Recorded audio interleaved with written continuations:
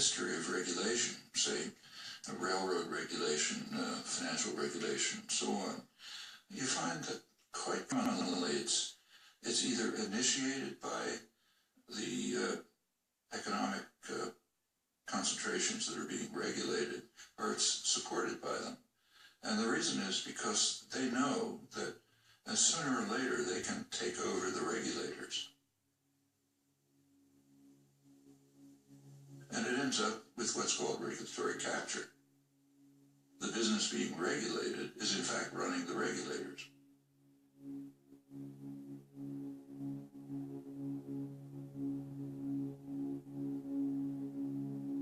Bank lobbyists are actually writing the laws of financial regulation. It gets to that extreme. And that's been happening through history, and again, it's a pretty natural tendency when you just look at the distribution of power. And it goes on right through the years. The 70s sort of starts to begin.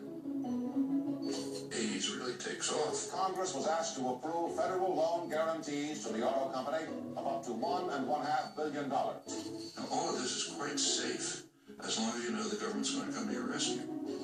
So take, say, Reagan. Instead of letting them pay the costs, Reagan bailed out the banks like Continental Illinois, the biggest bailout of American history at the time.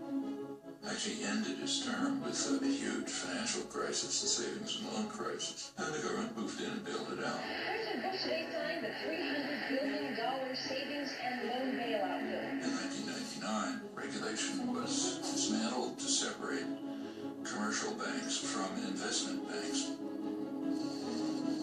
Then comes the Bush and Obama bailout. Bear Stearns is running to the feds to stay afloat. President Bush today defended the decision to bail out Citigroup. Fannie Mae and Freddie Mac have asked for a total of $3 billion more. The bailout could get much bigger, signaling deepening troubles for the U.S. economy. And they're building up the next one.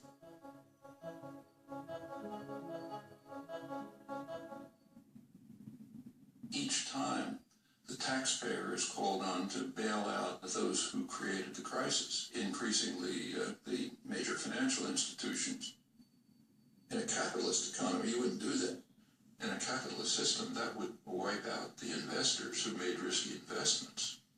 But the rich and powerful, they don't want a capitalist system.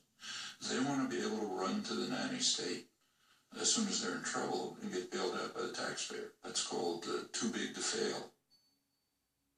I mean, there are Nobel laureates in economics who significantly disagree with the course that we're following.